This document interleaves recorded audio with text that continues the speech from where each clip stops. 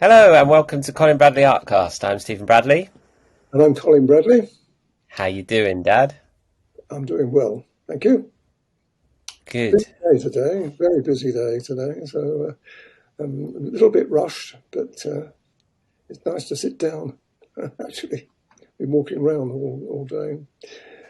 Anyway, enough of that. Good. Good. Excellent. Well, I've got to start the episode by thanking one of our listeners and members, Lynn, because Lynn sent our little girl, a little gift from all the way from Australia. Good Lord, how Would you like nice! to see it? I would very much so. Okay. Let me show you. Let me do this right. Oh, lovely. There's a koala bear. Oh, They're that's not beautiful. bears. Remember, they're not bears. They're Not bad. koalas. We Well, made that mistake. they're lovely, aren't they? So I took a picture of Elowin with this morning. So I've sent it over to Lynn Oh, that's and said nice. thank you. But I thought I'd show it to camera. That's nice. So thank you, Lynn, for sending that. If you're listening to the podcast, it's a koala with an Australian T-shirt on it. So it's really, really cute. She loves it. But yes, do you remember back in the day? This was right when we first started that you did a koala picture. It was a mother and baby koala, really popular. People are still They're completing still that doing it. project. Yes, yes. But we made the mistake of calling it koala bears, and we just got so many comments from people over in Australia and people that were more educated than us in general about it and saying they're not bears, they're koalas. So Well, I think that's a common mistake we would make, and unjustifiably so, because they do look a bit like a bear, don't they? And they're cuddly like a bear. So I think it's an understandable error on our part. yeah, I'm sure there's a lot of people out there that have done the same thing. But anyone else that's listening, there you go. Hmm. It's a bit of a tip for you. They're not bears. So yeah. Anyway, it's lovely, and yeah, she's doing really well. And we came down to see you guys yesterday. So it's Absolutely. been Made had been our a little while. I'll tell you, because she's absolutely beautiful. And and it was nice seeing you. We had a day was good for us too. We had a walk, didn't we, by the on the promenade, and it soaked up some of the sun. It was a very nice day actually, uh, all round. Yeah, it was lovely. Yeah, she's doing great. Nearly 5 months old, very soon, and so yeah, she's changing and learning new things and just laughing and joking and it's brilliant. It becomes more and more rewarding as time goes on. Being a parent, it's just fantastic. It only gets better, Steve. I tell you. Oh, I can't When we wait. get teenage years, and then things start to change a bit.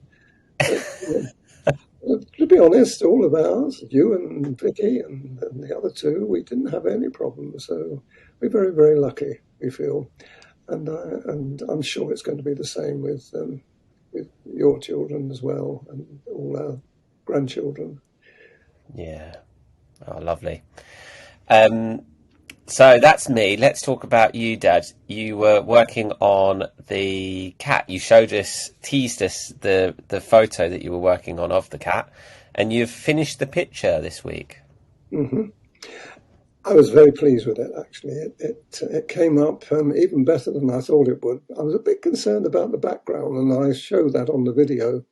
What do I do about it? And it's nice for people to take the journey with me when I've not worked it out completely, and they can see the original photograph and then see the original. And I changed my mind a couple of times. I was going to put a skirting board in, then I didn't, and in the end, it actually came up very, very well.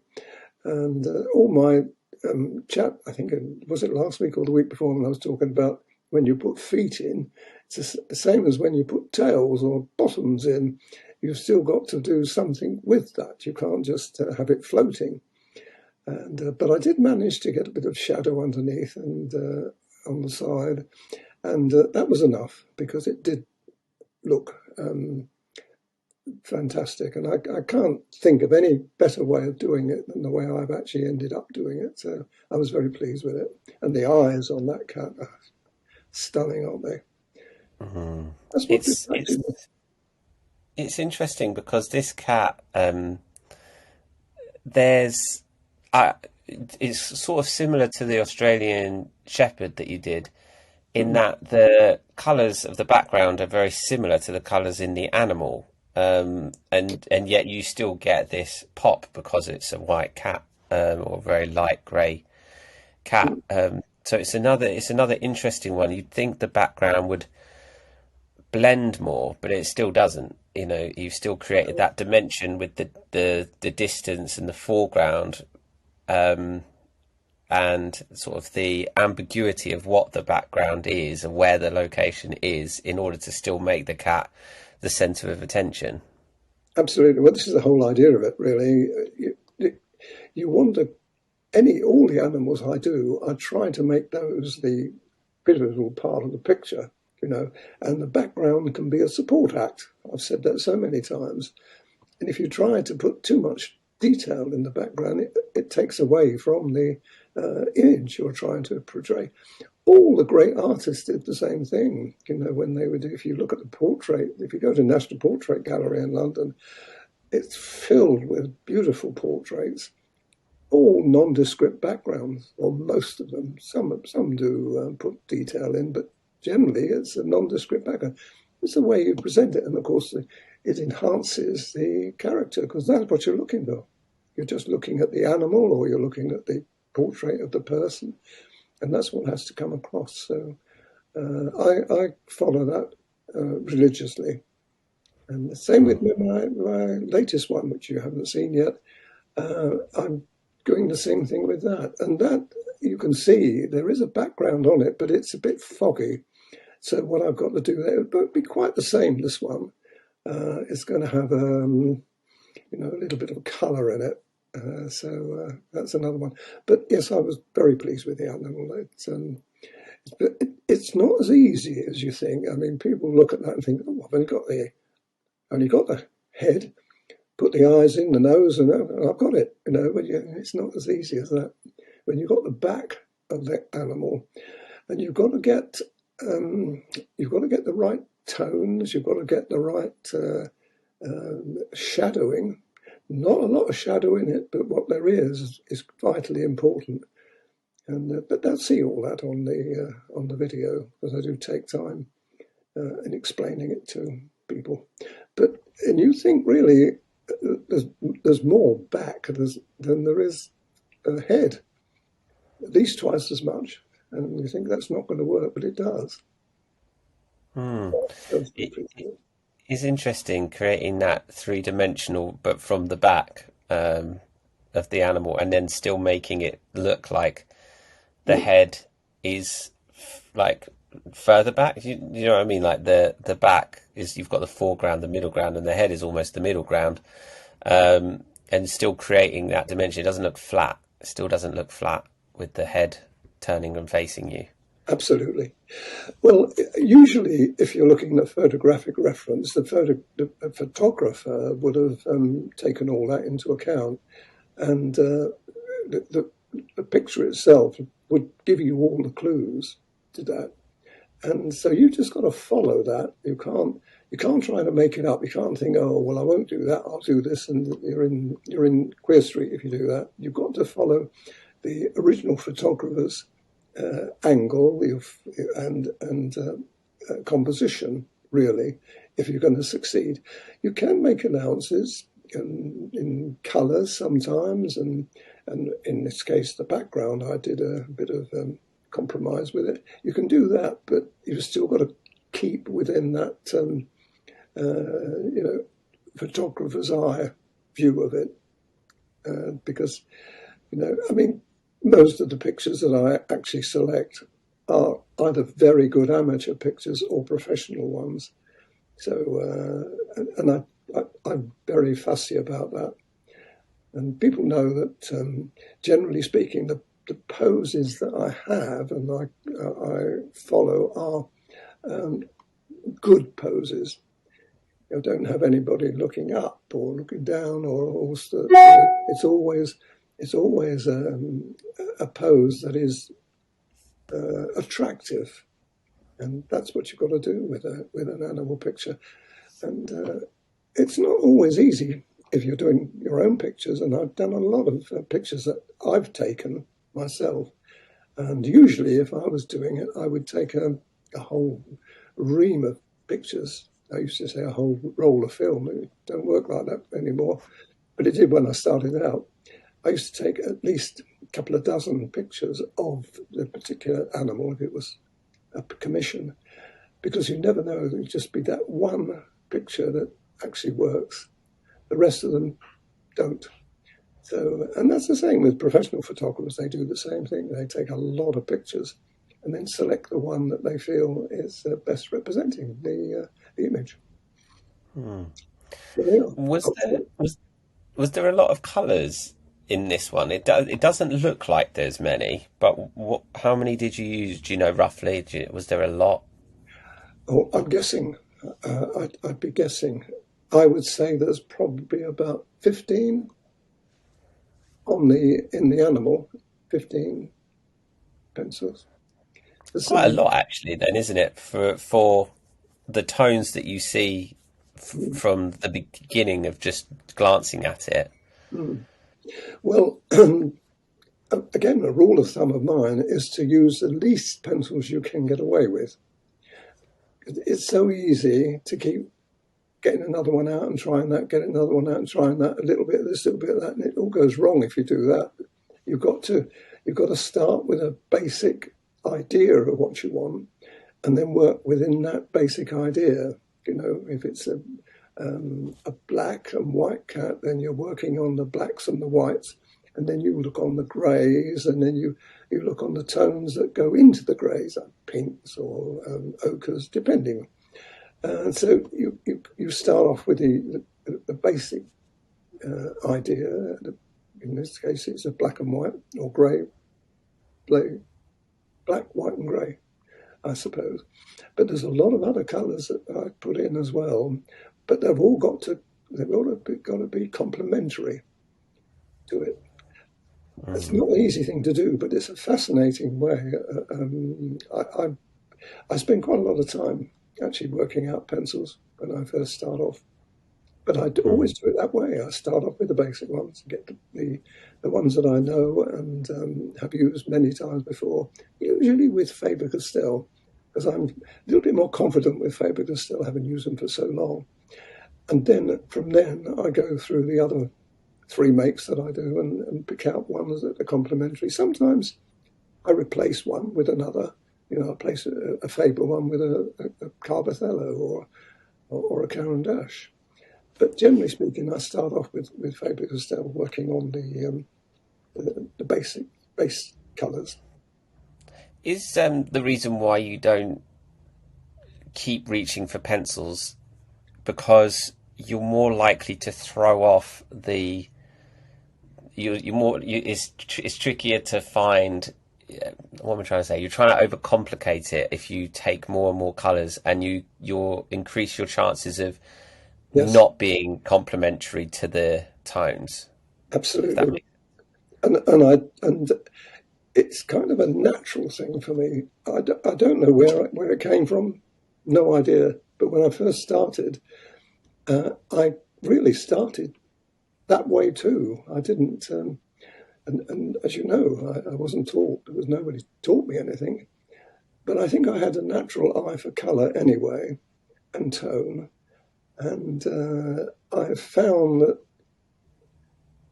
I've never really made a gigantic error. I shouldn't say that.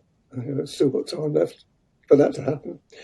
But I've always found that the colours that I've chosen and the colours, complementary colours I've chosen, have always fitted in. I think when I say it's natural, I think it's instinctive, Steve. And this is what I'd love to, and I think it's happening now with because we're seeing a lot of people, a lot of our members doing their own thing. And when they're doing anything, they haven't got any guidance from me there. I mean, they might look at something similar that I've done, which I think is the right thing to do. But gradually they do get the idea. This is why I think it's important when people start out that they follow the lessons that we give them. So it familiarizes them then with the way I apply colour and choose colours and so on. And then there's going to come a time when they've got to branch out on their own. And it's a bit scary, but with a little bit of information that I give them, I'm sure that and we know that they do very, very well. So as I say, it's fascinating. It's a fascinating thing, colour. It's not quite so difficult, I don't think, when you're using the pencils. It's when you have to mix colours, like oil or acrylic or watercolour particularly. That's when it gets tricky because you've got to find colours to mix in with other colours or base colours and so on. But with pastel pencils, you kind of got an instant colour. You just got to put it on. And I don't object at all to people, and I think I recommend people to use spare paper. I do occasionally, as you know. If I'm not really sure, I get a bit of spare paper and try the colours on that before I apply them on the picture. But I've got to say that's quite a rare thing. Usually I go straight into the colour. There you go. Amazing. Really interesting. Thanks, Dad, for talking about that. Let's tell everyone that are listening to the podcast what your next subject is. I know you've got a photo there that you were going to surprise me with. Are you ready for this one? I've got to get it into the camera. Can you see it? Oh, goodness. Yeah, wow. That's a bulldog, right? It is. It's a British bulldog. British bulldog. I've been looking for one of them for a long time. I've done a box, as you know. I've got a couple of boxes, I think. And when I was doing them, I thought I really got to do a bulldog. This is way back. This is going back 20 years or so now. And I was thinking, I'd love to have a bulldog. And I've waited all this time, and I found that one on Pixabay. As soon as I saw it, I've got my bulldog. And I've just started it, actually, and it's coming up really well. Difficult, hard, yes. When you've got that face that's been pushed in, Show us again. I want to have another look at it. Sure. Wow. It's a beauty, isn't it? But look at the background. I was talking about background. I think it's interesting for people now to look at that and think, what would I do? Because I haven't done it yet. So I'm doing this background once I finish the animal. So people have got an idea, what would I do if this was my picture? Interesting. Let us know if people are watching this online, let us know what you would do in the background in the comments. It'd be really interesting to read some of those back and see what you do. And and I don't really know yet what I'm going to do. This is the lovely thing about it. And so once again, people will take the journey with me. I mean, I've got an idea. I know that I'm going to be using the greens that are in there and the greys that are in there. But how I'm going to put it together, I'm not sure yet. But again, the same criteria applies. The bulldog has got to stand away. You've got to have the light and the dark. Where there's a dark area, it's got to have light against it. And when you've got light, you've got to have dark against it. All of those things have got to be taken into account and weaved into the whole background. It's got to make sense. But I love that. I mean, I really love doing that. When I get to that background, I'm in my element. I bet. Well, we've seen a lot of your backgrounds. People would have seen similar kind of woody, greeny, foresty backgrounds on a lot of your pictures. So I'm betting you do something like that. You keep it greeny, a little bit of impressionistic foliage in the background. We'll see how it turns out. But I think actually we've had a few requests over the years for bulldogs. I seem to remember. I remember somebody, yes, I remember somebody saying, "Why can't you do a bulldog?" I can do a bulldog if I got the right picture, but it's worth waiting. That was worth waiting for, because when you Yeah. get something like that and it hits you, you think, "Oh, that is good," because first of all, I want to do it. I can't say that I'm a great lover of them. I've seen a few around. And I wouldn't necessarily go up and pet one. I think you have my hand off. It looks as though it would have your hand off, so I wouldn't pet it. But I'm looking at it from a different point of view. I'm looking from an artistic point of view, and the degree of difficulty on something like that is quite exciting. There are a lot of dog breeds that I think have that reputation of, or they look like they are the gentlest of animals, but they don't necessarily look it, but they are the most lovely and gentlest. No, I've read that and heard that they are. It's just that I think people would be a little bit hesitant, but I'm sure it's absolutely beautiful, and they're lovely animals. They just look angry, don't they? They look angry. Look a bit grumpy.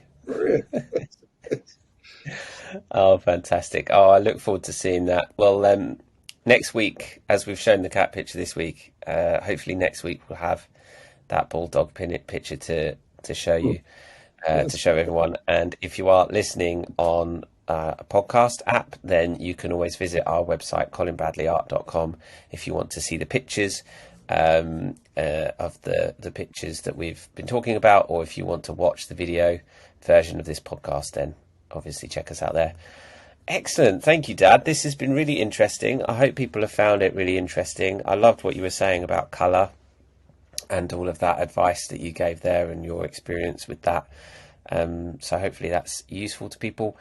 And we will check back in next week. I've got to shoot off because Elwyn has got a swimming lesson very soon. Well, you sent a couple of videos to us, and she looks absolutely. I loved it when she went under. My heart was in my mouth. No, and she came up. They're so good. She's been going for about a month now, and they're so good with them. They really train them to learn that the water's coming and to expect it, so that they can hold their breath. And yeah, she went. They took her just gently under the water and out again, and she was absolutely fine. It was brilliant. She loved it. She absolutely loves swimming. Good. Oh, that's lovely. That's wonderful. I wish I would be there with you. Yeah. Well, maybe one day you'll come along and get to watch. But yeah, so I've got to shoot. But thank you everyone for watching and listening. That's it for this week. I'm Stephen Bradley. And I'm Colin Bradley. Enjoy your week. What's the subject today? What do you want to talk about? The cat, was it the cat? Yes, got the cat, so we can talk about the cat. I've got a new one here, which I won't show you now. I'll show you on screen later. A bit different. Hello there. Yeah. What does she think of that? Does she sort of... Do you know what the first thing she did when she got it? She went... Put it in her mouth.